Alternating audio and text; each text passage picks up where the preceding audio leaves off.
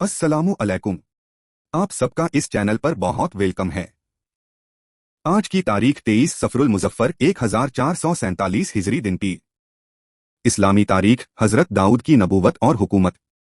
हजरत दाऊद से पहले बनी इसराइल में नबूवत और हुकूमत दो अलग अलग खानदानों में चली आ रही थी। यहूदा के खानदान में नबूवत और अफराहीम के खानदान में हुकूमत व सल्तनत होती थी।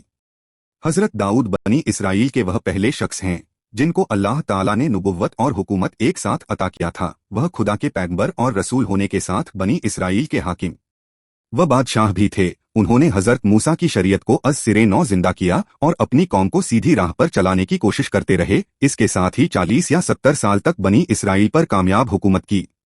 पहले 7 साल तक उनका दारुल हुकूमत हिब्रून था। फिर यरूशलेम को अपना दारुल हुकूमत बनाया।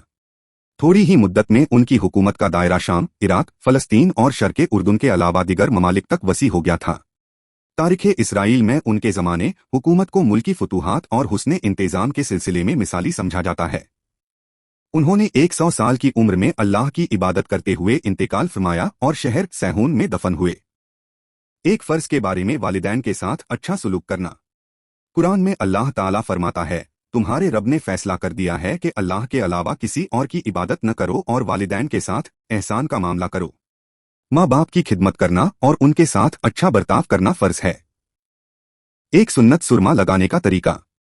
हजरत अनस रजी अल्लाह अन्हु बयान करते हैं कि रसूलुल्लाह दाई आंख में 2 सलाई फिर बाई आंख में 2 सलाई लगाते, फिर एक सलाई दाई और बाई दोनों आंखों में लगा। एक अहम अमाल की फजीलत, कुरान की तिलावत करना।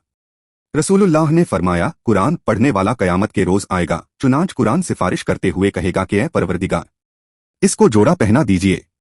बस उसको इज्जत का ताज पहना दिया जाएगा। फिर कहेगा, ऐ परवरदिगार, और ज्यादा पहना दीजिए, तो उसको इज्जत का जोड़ा पहना दिया जाएगा। फिर कहेगा, उससे खुश हो जाइए, तो अल्लाह ताला उससे खुश हो जाएगा। फिर उससे कहा जाएगा कि कुरान पढ़ता जा और दर्जी पर चढ़ता जा और हर आयत के बदले एक एक नेकी बढ़ती जाएगी। एक गुनाह के बारे में बीवियों के बीच में इंसाफ नहीं करना।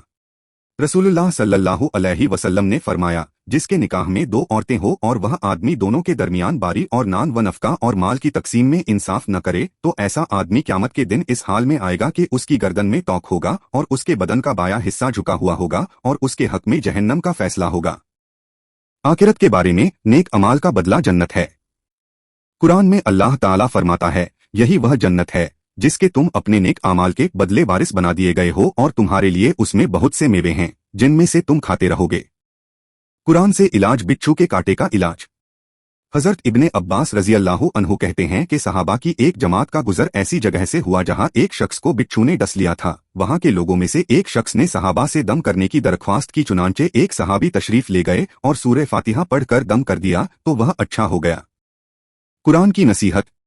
कुरान में अल्लाह ताला फरमाता है, ए ईमान वालो, तुम सब्र और नमाज के जरिए मदद हासिल करो, बेशक अल्लाह ताला सब्र करने वालों के साथ है। आप सबका बहुत शुक्रिया। उम्मीद है आप मेरे साथ जुड़े रहेंगे और मेरे चैनल को अपने दोस्तों और रिश्तेदारों के साथ शेयर करेंगे। खुदा हाफिज। इंशाअल्लाह फिर मिलेंगे।